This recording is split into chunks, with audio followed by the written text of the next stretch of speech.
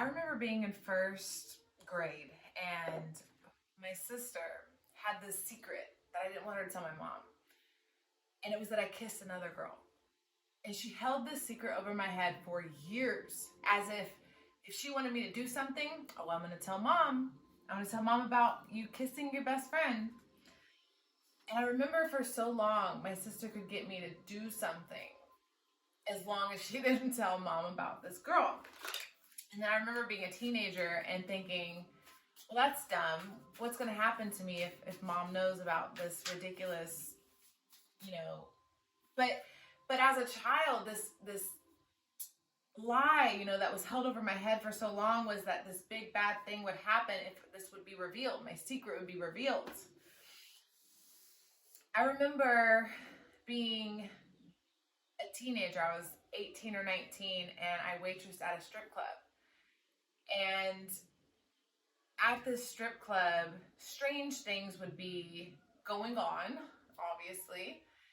Amazing fun times as well. There was a lot of action, movement, and inappropriate things going on in exchange for money. I was waitressing.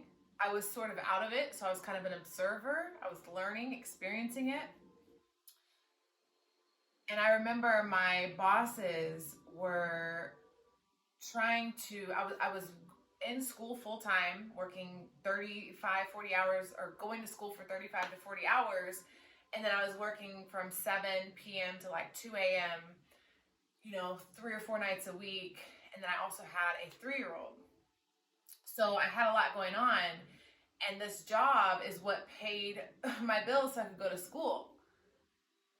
And at this job, I was there for like a year and a half, and I remember my bosses, they were cutting my hours, and they were trying to make it difficult for me to make money because they were they were trying to get me to dance. They wanted me to dance, and they were trying to make it hard for me to survive. That way I would choose to take my clothes off and dance. And I remember refusing. I stood very strongly on the fact that I didn't think that wasn't something I was comfortable with doing, and I wouldn't do it. I remember, as I go back a little bit here, when I was 14, my first job, 14 or 15, my very first job, I remember my boss. This is one of the very few memories I have of him. He had my paycheck. I don't know if it was my first paycheck. I don't know if it was my 6th paycheck, because I can't remember much about that time because I think I blacked it out. But I remember his name was, and I may butcher his name, Guillermo. How do you say that? It's Hispanic. Guillermo? I don't know. Anyways, I was working my first job, and I remember he had my paycheck in his hand, and he said, "Can you just sit on my lap?" He said something like that. Like he patted his knee, and he was sitting in a chair, and he was in the back room, and he had called me back there, and I remember him doing this. Like, you get this, you come here, you get this.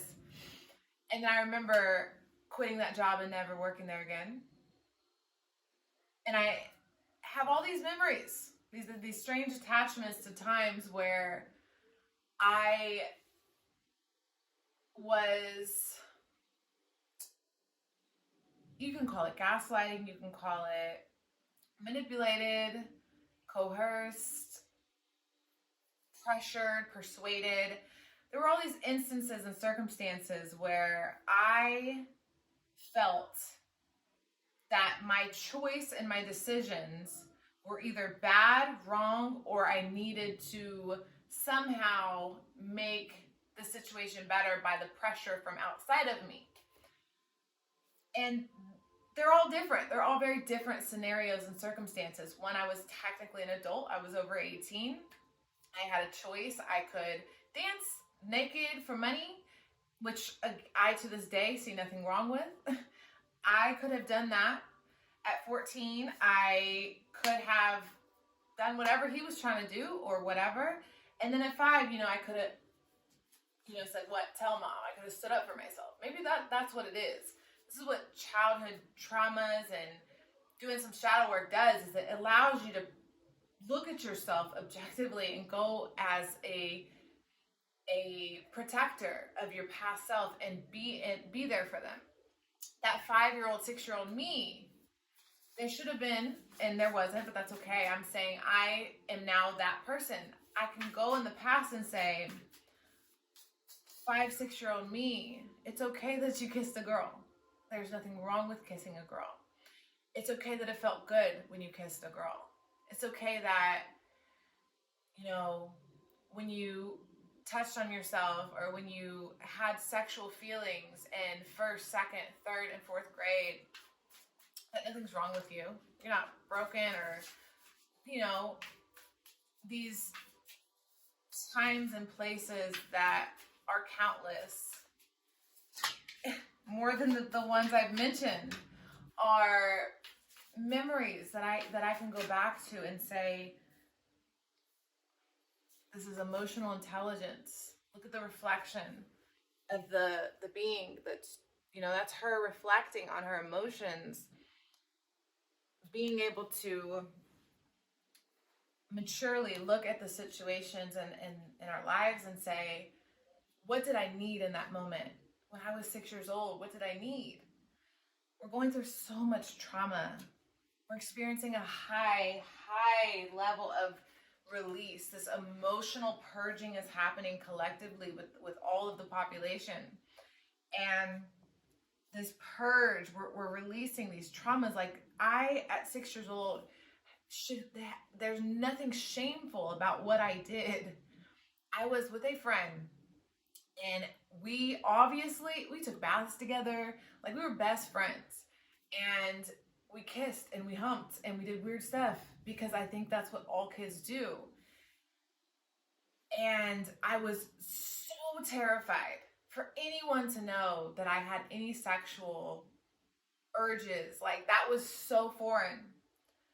And I struggle with it to this day, to be open and honest about my sexuality, because it's always been like shame surrounding like sex. Okay.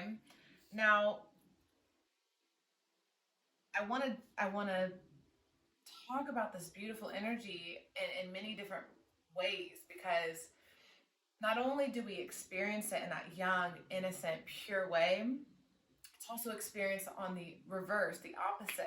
There's a really dark energy attached to it where people are not being asked, or there's not a fair exchange happening, where the purity or the innocence of the sexual urge, the sexual desire, isn't being reciprocated fairly. There's a really disproportionate figure that is creating such an imbalance with our sexuality as a people, as a species. Sexuality is confused. We're confused on our sexuality, on what's okay, what's not okay, sometimes we're bound to situations that don't allow us to express it, and then sometimes it's overly expressed and it creates an imbalance in other areas of our life. Individually and collectively, this is happening.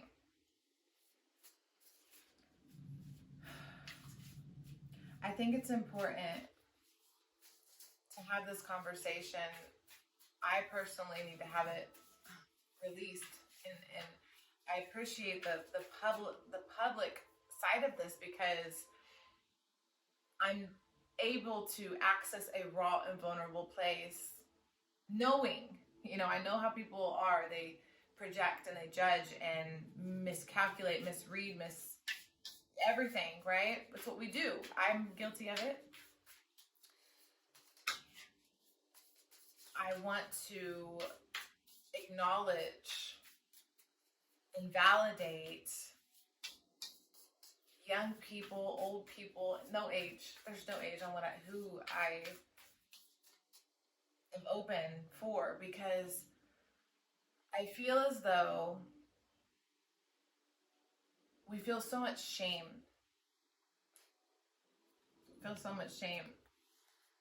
As the death card, let me get that. As the death card reveals itself, we feel this shame, right? This energy should be mutated and transformed because something I did learn working at a strip club that I'm so grateful for the experience, for the women, the girls, the friendships, the sisterhood, the protection I felt, because I was young, I was 19 years old. Most of the girls were in their 20s, and they were very protective and very. It was a very team atmosphere, because in those kind of environments, you've got anywhere from young partying boys who don't know how to express their masculinity in a respectful, balanced way with the feminine. So when you go into a strip club, there's a lot of feminine energy. And feminine energy is very receptive, very open, very fluid, very flowing. That's the dance, that's the alluring aspect of the feminine nature. It draws you in. And we've got young masculine energy that's not being balanced and taught, and it experiences this huge amount of femininity, and it's overwhelming. And when it's so given, it's so received, right? Because you literally pay for this to you're getting that show, that experience, that performance, that dance, that art, because of femininity. I need to say the feminine. And we have a lot of people that from very young ages never learned how to balance out their sexuality. All of us, most of us, don't learn how to balance our sexuality and what it means to express it, and what's okay, what boundaries are important. I didn't know. When I was 6 years old, I didn't know that. For some reason, I really thought it was bad. I thought bad, right? Something, whether it was pressure from, somehow I thought that was bad. And we get these implanted ideas in our minds.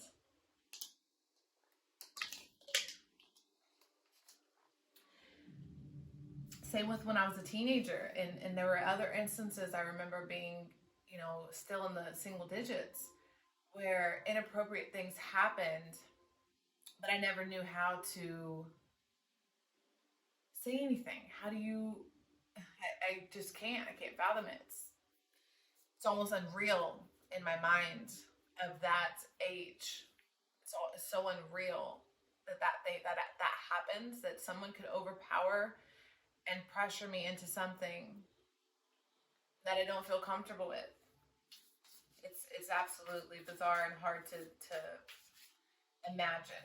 And I'm highly imaginative, so the fact that I've blacked out a lot of that stuff is still a mystery to me.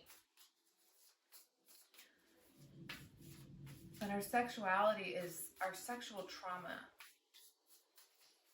from intellect, emotional, spiritual, physical.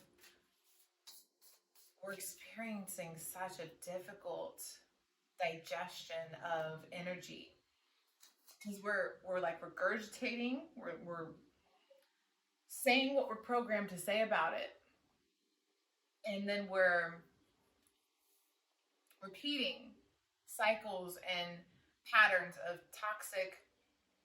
It's truly toxic masculinity, but it's not to man bash or say it's men, because we are equally feminine and masculine. So the toxic masculinity is coming from both sexes. The female, the feminine, which I have incarnated as, has a toxic view and imbalance of masculinity. Collectively, it's going to vary person to person. Same with the feminine. And go into either or. It's literally, we don't even realize how much of a balance is constantly at play, because we see so much separation. But really, it's just like this massive Rubik's Cube or puzzle. It all fits, balanced, and it never changes, except for like the lines and where things are placed. So there's no blame game here. There's no shaming one side over the other. This is a true purging we need to do of this. It's a complete metamorphosis and a dying of the way that we perceive sex.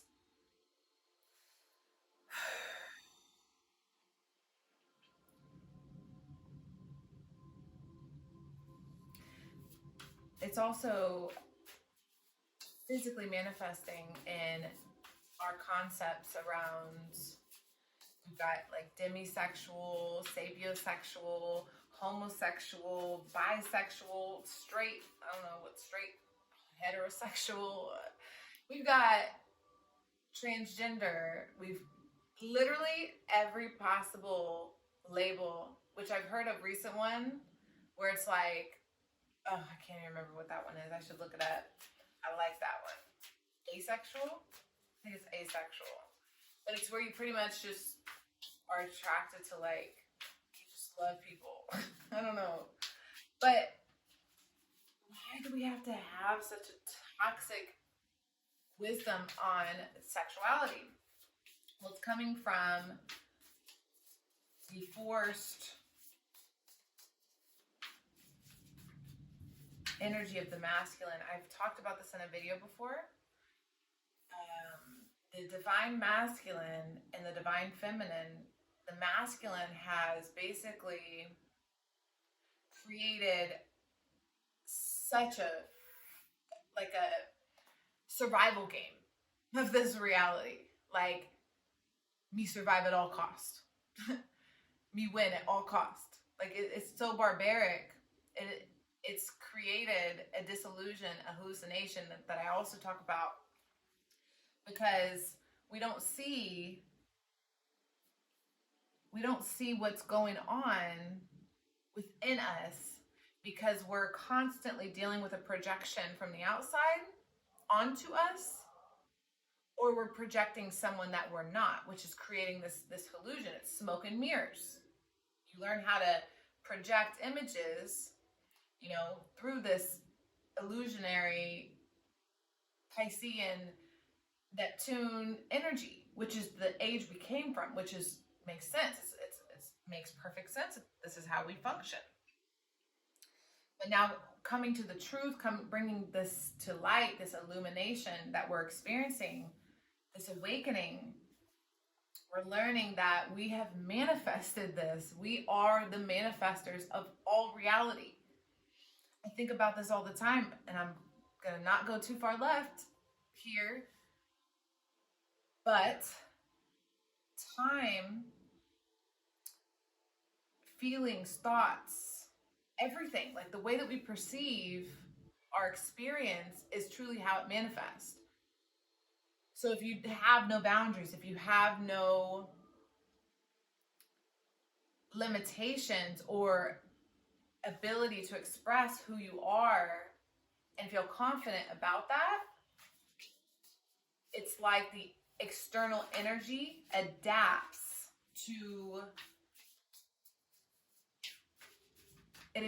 and molds to the vibration, the frequency that you send out into the universe. And it literally piles onto itself. It unfolds, and that's why it's like a boomerang. You literally attract the energy. So we're living in a time that, and I've talked about mass today, modern day slavery that's happening. This slavery is in our brains and inside of our minds. We are so confused. I watched this story today where a man who spent, I think, 14 years, he's a European man, I don't know where he's from, he's white, and he spent like 14 years living in China, and he ended up working as a bodyguard for this almost billionaire. He was so well known, he described it as more well known as the Nikola Tesla, or Elon Musk. Like, he's powerful, rich, famous. He's got his hands in everything. Like, he can get anything and everything he wants over there. He's really powerful. Well, he was raping like hundreds of women and keeping them like separated from society and taking them from like rural areas, and it was horrifying. And it was like normalized because over there, because the media pushed it out of the news, no one really talked about it. This man was sentenced to 4 years, and the girl who testified, which he could have like killed her whole family, she got $600 in their money, you know, and he didn't even serve the 4 years. So it's like rape and gas, because he was also manipulating these women. Like he was telling them to come to his room to clean his room, and then he would coerce them, take pictures of them, and rape them, and then say, well, they let me do it, you know, because they came to his room, and he would, as they were in there, tell them. I mean, it's ridiculous. And this is such an injustice happening right now, all over the world, at this very moment. We are experiencing an entire lie. Like it's all a freaking joke. And we have to bring some of our focus to this illusion, because the more that we pretend this isn't happening, the closer it gets to our doorstep.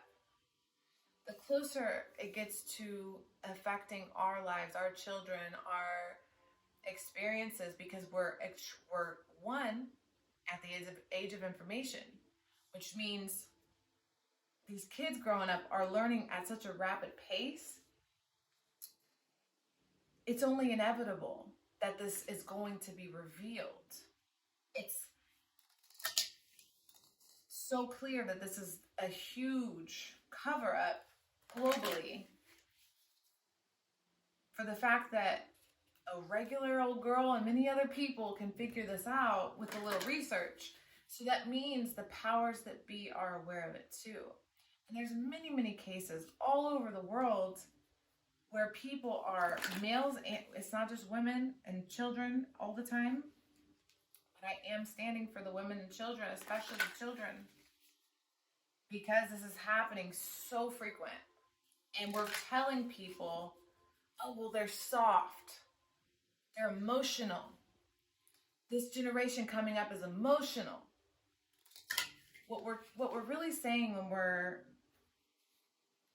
bashing an entire generation for having empathy, for being too soft, for being offended. That's another word that gets thrown around a lot. Why are you so offended? The generation of everyone's being offended. Well, I'm offended, right? We all should be offended that we allow this, because we are the controllers of the system. If you pay taxes, if you earn money, if you have a social security card, a passport, a driver's license, if you drink city water, if you use any type of community service, if you do anything that is not off the grid, making your own clothing and finding your own water, catching your own food, then this affects you.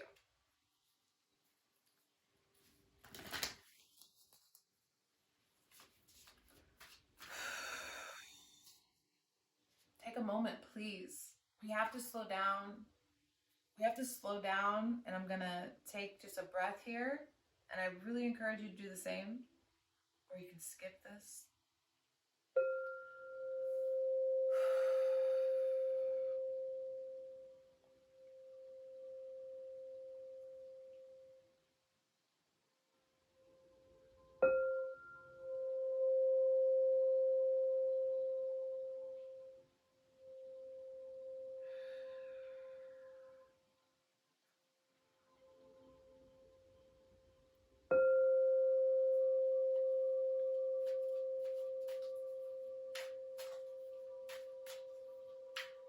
We are getting softer because we were taught to be so hard.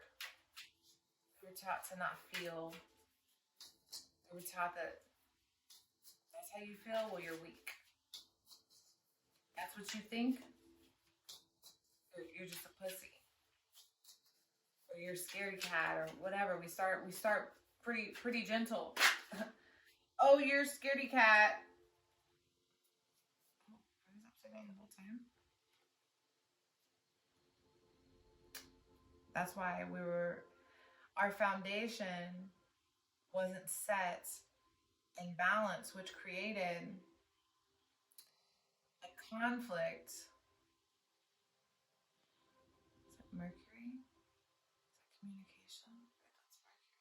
That's Mercury. Yeah. No, it's Mars. It's Mars, guys. It's Mars. Sorry. Oh, it's Venus. It's Venus. He's in Venus, upside down. So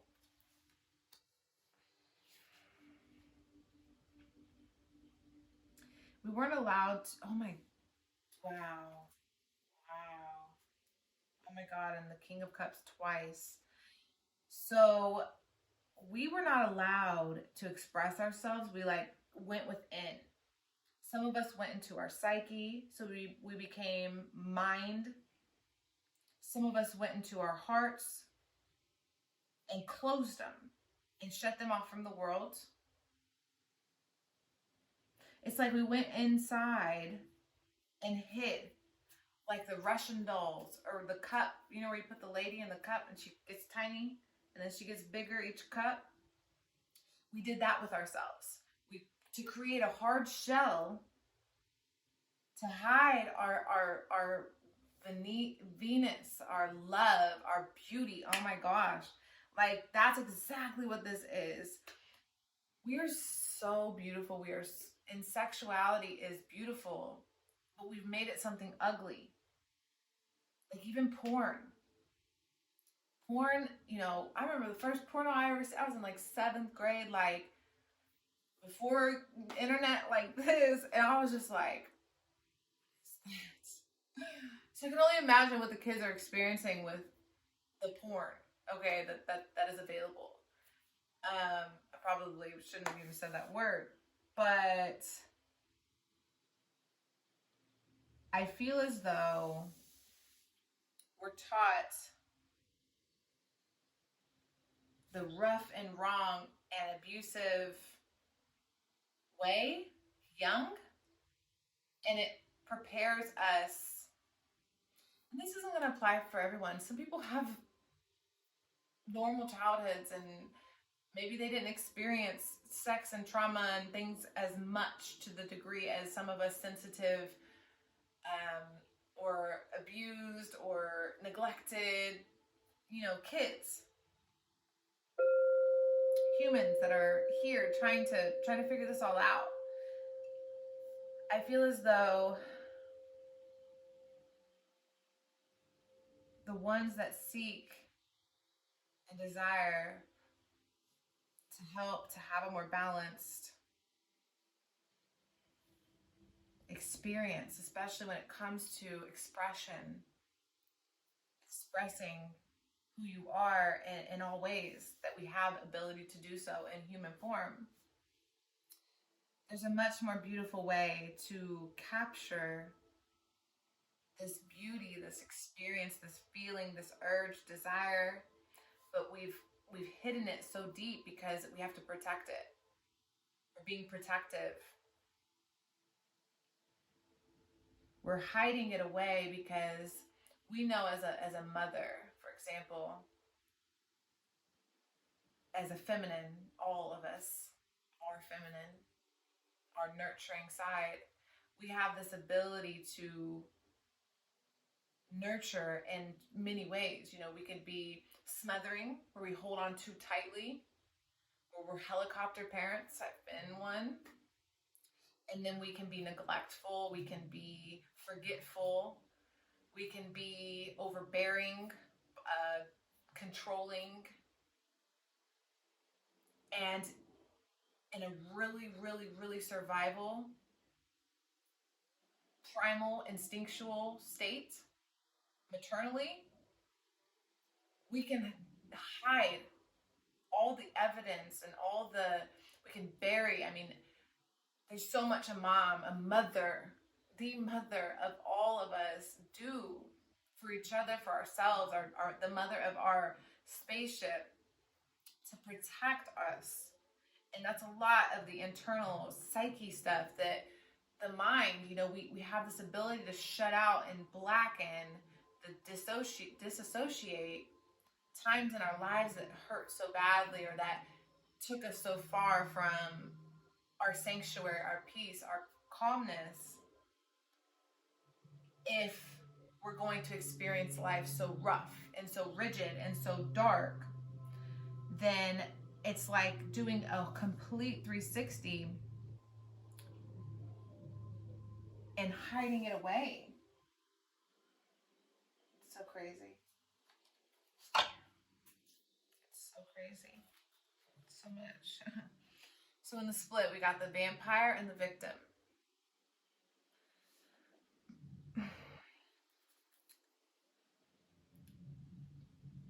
Depleting others for your physical survival, chronic complaining, and codependency.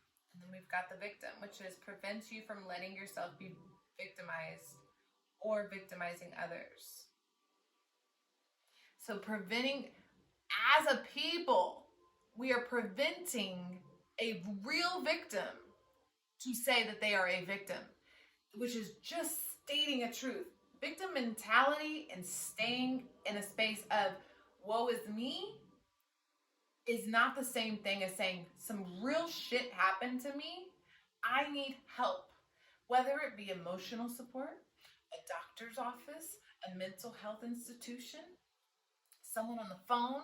Have you ever called a hotline, a crisis hotline? Those people are amazing.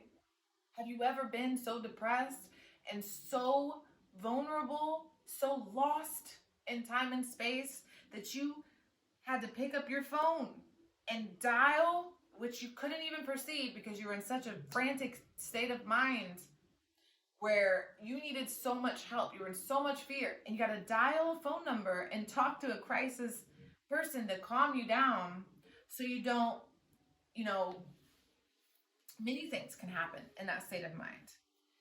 And then for that type of a situation to happen, like whether there's so many reasons you could need help. And that's what we are. We're all here on earth to help each other. And if you've experienced something so dark and so traumatic, and then you go and tell people this horrible thing happened to me, and they say, well, you're too soft. How did you let this happen to you? Or why are you crying about this? Why are you being a baby? Why are you being, what is the word that they use, that I've used in this video? It starts with an O. It's like we want to forget that there are actual predators, there are actual vampires, people going around and hurting and harming innocent people. To what level are we going to take this? Are we going to say, because I feel like it's getting younger and younger, like back in the 13th century, like when we used to marry off 13-year-olds regularly, women to like 30-year-old men. Which I also found out another fact about history is back then, the life expectancy was averaged out to like 30s or something. When that fact isn't true, people did live well into 60s, but since so many infant fatalities, there were a lot of children that died at young ages, that imbalanced the entire average. So the life expectancy back then used to be well into the 60s. So a 13-year-old girl was a child. And often young girls were married off to older men. And to this day, it's still happening in some parts of the world. And to this day, it's still happening to the point where it's illegal, but it's being accepted for a price. For a dollar amount, people are hushing up, being quiet, and saying that these beautiful, innocent little humans, or even older, that were brainwashed, manipulated, and traumatized, to fear anything outside of what they've experienced aren't victims. And that's where this imbalance is coming from. Oof. How deep we going? Like, I didn't know that's where we was going today. I thought I was going to talk about my childhood. And then we ended up going all types of directions.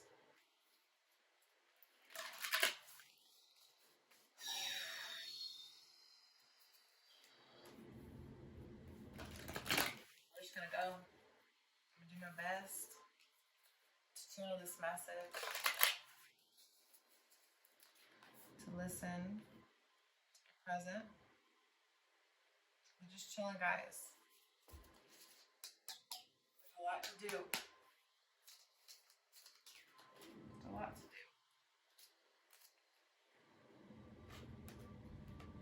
So we got the student in reverse, which is arrogance and the pursuit of destructive knowledge and willingness to translate knowledge into action.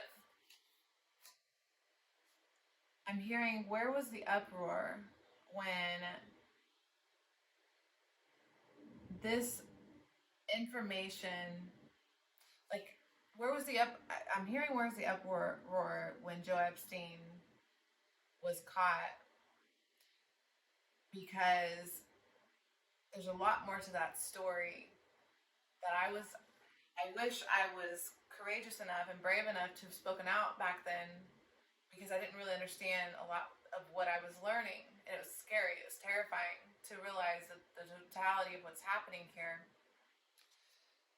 But where was the uproar when we found out about one human doing something they pretty much pretended and painted in the media as if this one human being was like the ringleader of something here? And truly, it's very, very, very, very clear that he was, or is, one human that they shoved a lot of the blame onto and then hid. And I mean, not, either he really died, which is possible, I don't know, or that was a fake so that he could continue to do his fuckery. And it's like, how many of him are there out there? Because if you really think about it, and I'm sorry I'm going so big with this, but we gotta think, guys. We gotta clearly dive into our psyches to really understand how this, life isn't always just right here. It can help us not be the victim of our circumstances when we realize how many other people are experiencing what we're experiencing, and the degree, the magnitude, and it helps you to put life into perspective and to have lightness of heart, because when you realize you're about as insignificant as a grain of sand on the beach, but at the same time you're engrossed in yourself and you're so, involved in this experience, it can help you to be like, all right, what I'm going through, I can get through this. I can push through to the other side for strength, for resilience. This is making me, pressure of a diamond, right? This is giving me life.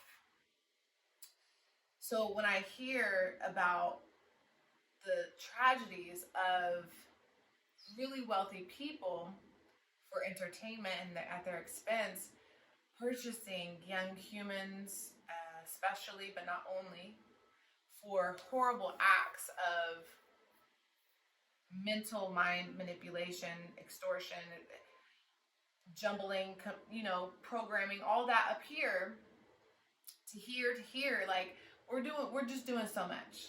And I think if we as a people, I feel in my heart, if we as a people could spend a little bit of more of our time caring about others rather than indulging into our desires, our lustful desires, not just sexual. This could be like binging on Netflix or chocolate chip cookies. That's me. We could spend a little bit more time empathizing and having an open ear or a shoulder to lean on, or being a cheerleader for someone else, encouraging someone to be great, can help us put ourselves in other people's shoes. To be like, man, instead of going around and telling everybody they're a crybaby victim, maybe I could listen and hear what they're saying. And even though I didn't experience that, or I didn't agree with that, or that's not my journey, I can empathize. I see where they're coming from. It's cool. We don't have to fight. It's just good not to project. Like, let's stop projecting our hate onto another and start projecting our love onto one another. We really need to show love. And what does that mean? So I shuffled these, correct? What goes on the bottom? Victim. And if you can't see, I'm going to make sure you do. We were just talking about it. I got to look down. And there it is. You know what I'm saying? I feel like I shuffled them. So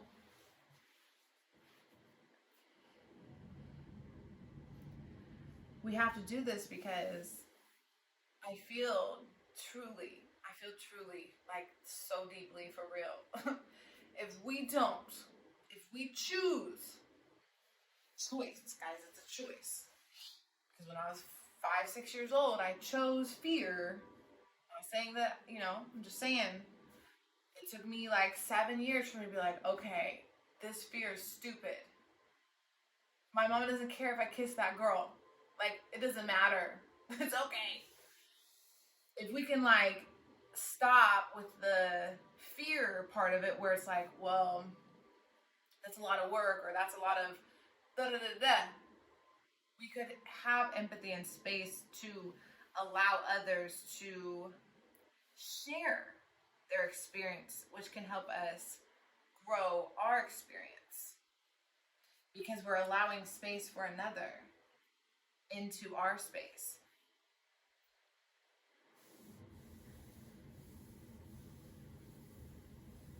It's really beautiful. Got the Magician.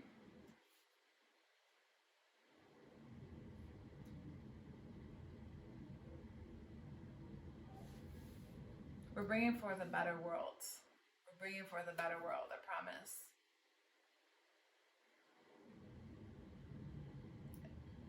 And we have to take down this monster. It's part of the beast system. It's part of it has everyone fooled. It's so crazy. But there's a bunch of us out here, and I promise you, it's the most magnificent puzzle we're ever gonna unravel. I don't know how to describe it, but it's so beautiful. You just gotta be able to see it. And you can't see it until you start diving into your psyche and meditate and like figure it out. Because at this point, all I'm doing is downloading information into your subconscious, which is great. That's a great start. That's what we're doing. Getting out of our egos and getting into our higher selves, so we can have a multi-dimensional experience and have all these amazing desires we want to have in a more balanced way.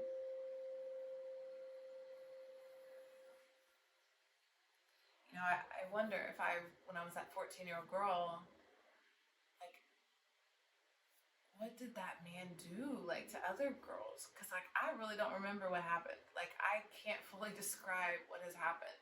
I would love to do, like, hypnotherapy and get someone to tell me what some of the shit that has happened in my life. Or even in that strip club situation. Or a few times, like, when I was alone as a kid. Like, all these times, I really wonder, for those that experience that trauma and remember it, and then go and tell people about it, and those people, bless their hearts, bless everyone's hearts, those people pushed them out because they were pushed out. Those that can't hear your victim story never got their story heard. Or they're following a program because they've never experienced something like that in their life, so they don't even believe it's real. We have people today that don't even believe in reality because they've never seen it.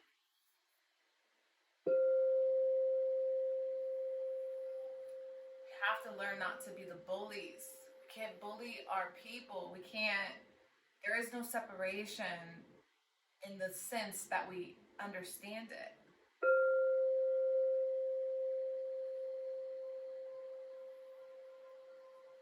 Wow, that's beautiful. There's a lot of separation in this card. Okay, I think I'm gonna end that there. So if anything resonated, I would so absolutely love if you comment below and let me know anything of how this connects to you, or I also have my email attached if you want to send something through there. And yeah, so thank you so much for watching. I really, really appreciate it, and I'll see you again next time.